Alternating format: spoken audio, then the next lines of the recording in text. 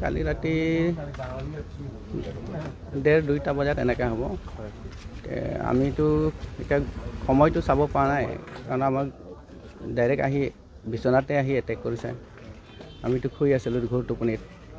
আৰু কালি মই ওদালগুৰিৰ পৰা আহিছিলোঁ 4:30 বজাত আহি পাইছিলোঁ, ভাগৰ লাগে কাৰণে শুই আছিলোঁ। হঠাতে আহি বিচনাতে এটেক কৰিলে। তাৰপিছত ক'ত কি আমিও সপোন নিচিনা লাগি গ'ল ঘৰতে, আৰু মাৰপিট কৰিছে অলপ।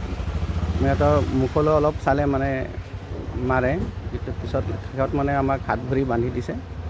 আৰু মোৰ ঘৰৰ মানুহজনীক বেছি মাৰধৰ কৰিছে অলপ, তাই ধৈৰ্য কম চিঞৰ বাখৰ কৰাৰ কাৰণে।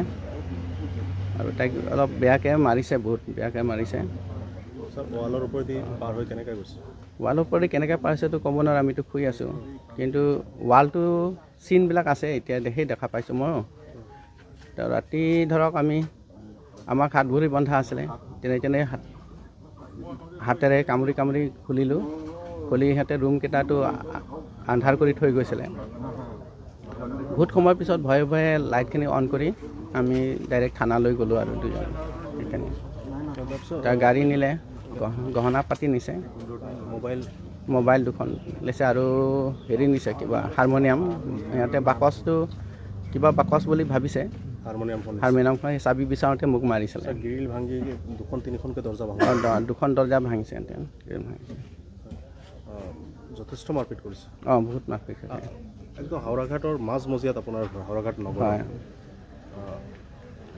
দুখ লাগিছে। মইতো যিমান পাৰোঁ সমাজৰ ভালৰ কাৰণে কৰি আছিলোঁ। দুখীয়া ল'ৰা ছোৱালীকো ফ্ৰীকৈ পঢ়াইছিলোঁ, কাৰোৰ পৰা পইচা লোৱা নাছিলোঁ।